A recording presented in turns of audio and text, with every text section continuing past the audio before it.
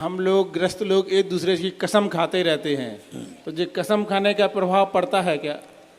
अरे तुम्हारे तो भगवान ही सारी दुनिया खा गए, कभी कभी भगवान को भी खा जाते हैं। नहीं खाना चाहिए। सौगंध एक बहुत बड़ा कंसेप्ट है। सौगंध एक पुराण है। सौगंध का एक कानून है। सौगंध का कानून है, हमेशा जब स्वयं सौगंध खाना पड़े तो अशुभ सौगंध खाना चाहिए। अशुभ जो हानिकारक है। मैंने यदि ऐसा किया हो तो नरकों में पड़ूँ, मैंने ऐसा किया हो तो मैं पंचम काल में जन्म लूँ, छठे काल में।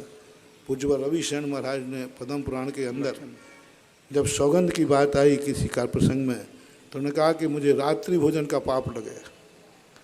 तो हमेशा सौगंध अशुभ खाना चाहिए। और तुम खाते हो शुभ, भगवान की सौगंध, बेटे की सौगंध, बाप की सौगंध।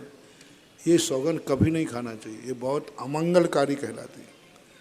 और तुम्हारे द्वारा ही ये सौगंध खाई जा रही हैं। इसका अर्थ है कि तुमने अपनों का खुद का नाश कर डाला। अपनों को जुए के दांव पर लगाना और अपनों को सौगंध खाना, ये दोनों महान पाप है। अपनों को दांव पे लगाना जुए पे, और सौगंध खाना कभी नहीं खाना चाहिए। भगवान की नहीं, शास्त्र की नहीं, गुरु की नहीं, माँ बाप की नहीं, बेटे की नहीं, कुछ नहीं। अशुभ सौगंध खाओ। यदि मैंने ऐसा किया हो तो मैं मरकर कुत्ता बनूं। अब महाराज जी वो तो झूठी सौगंध है, सही में कुत्ता ही बनना पड़ेगा। पकड़े गए ना, क्योंकि तुम्हें मालूम है कि मैं सौगंध झूठी, मैं बिल्ली बनूं, मैं चूहा बनूं, मैं नरकों में पड़ूं, ये सौगंध खा। ये सौगंध पुराण का नियम बता रहा हूँ। और जब सामने वाला सौगंध चढ़ाएगा तो वो तुम्हारे प्रिय की चढ़ाएगा। वो चढ़ाएगा तुम्हें भगवान की सौगंध है, तुम नहीं खाना। सामने वाले को जब सौगंध चढ़ाना हो तो उसका सबसे प्रिय कौन है? तुझे भगवान की सौगंध है, तुझे गुरु की सौगंध है, तुझे माँ बाप की सौगंध है, तुझे बेटे की सौगंध है, तुझे तेरी सौगंध है।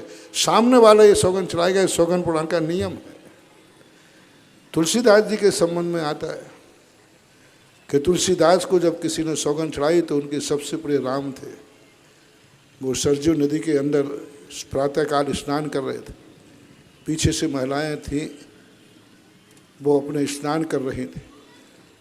और तुलसीदास जी उस समय जल चढ़ाने के बाद लौट ही रहे थे। महिलाओं ने देखा ये तो तुलसीदास जी हैं, और मैं इतने जल्दी संभल नहीं पाऊंगी जितनी जल्दी वो लौट जाएंगे। तो महिलाओं ने, तुलसीदास जी तुम्हें राम की सौगंध है जो पीछे मुड़े। तो वो सौगंध चढ़ गई। राम तुलसीदास जी यथावत खड़े हो गए, और महिलाएं कपड़े पहन करके अपनी शुद्धि करके चली गई। पूरे दिन भर तुलसीदास जी पानी में खड़े रहे। मछलियों ने उनके पैर को छलनी बना दिया।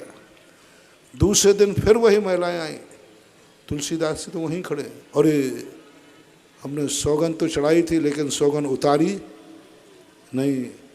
और जो जिसको चाहता है उसकी सौगंध चढ़ा दे तो मरते मर जाएगा, लेकिन सौगंध नहीं तोड़ेगा। तो ये सौगंधों के संबंध में विचार करना चाहिए।